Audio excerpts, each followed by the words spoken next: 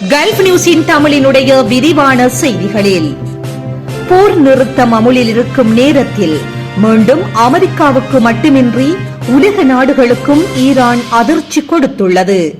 இந்த விவகாரத்தில் அமெரிக்கா என்ன முடிவு எடுக்கப் போகின்றது என்ற கேள்வி எழுந்துள்ளது. ஹோர்மோஸில் நடப்பது என்ன பார்க்கலாம். கடந்த பிப்ரவரி 28 ஈரான் மீது அமெரிக்கா மற்றும் இஸ்ரேல் நடத்திய கூட்டு தாக்குதலில் ஈரானின் பல்வேறு நிலைகள் கடும் சீதமடைந்தன.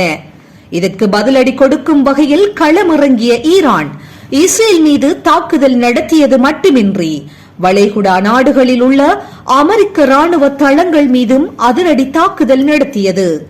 இதனை அடுத்து கடந்த 8 அமெரிக்காவும் ஈரானும் 2 வார கால இடைக்கால போர் நிறுத்தத்திற்கு சம்மதம் தெரிவித்தன.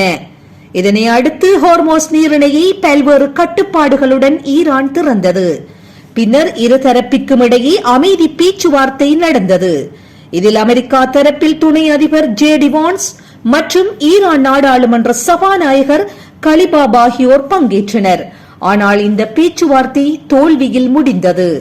இதனை அடுத்து அமெரிக்க கடற்படைக்கு சொந்தமான கப்பல்கள் ஹோர்மோஸ் ஜலசந்தியை முடக்கும் நோக்கில் நிலைநிறுத்தி வைக்கப்பட்டன.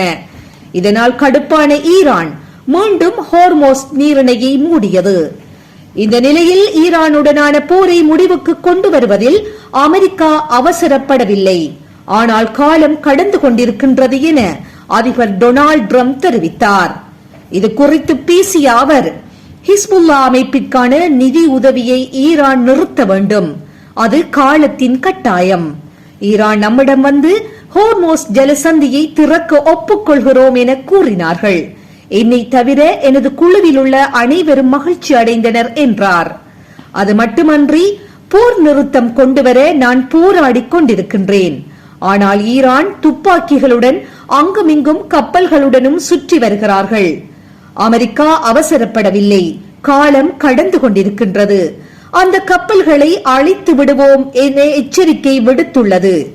இதனால் மீண்டும் அமெரிக்கா ஈரான் இடையே பதற்றம் அதிகரித்துள்ளது.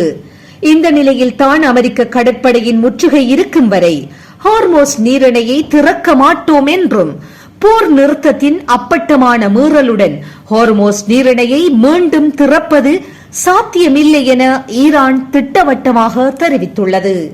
இதுபோன்ற செய்திகளை உடனுக்குடன் துல்லியமாக நீங்கள் அறிந்து கொள்ள கல்ஃப் நியூஸின் தமிழினை சப்ஸ்கிரைப் செய்வதனூடாக அறிந்து கொள்ள முடியும்.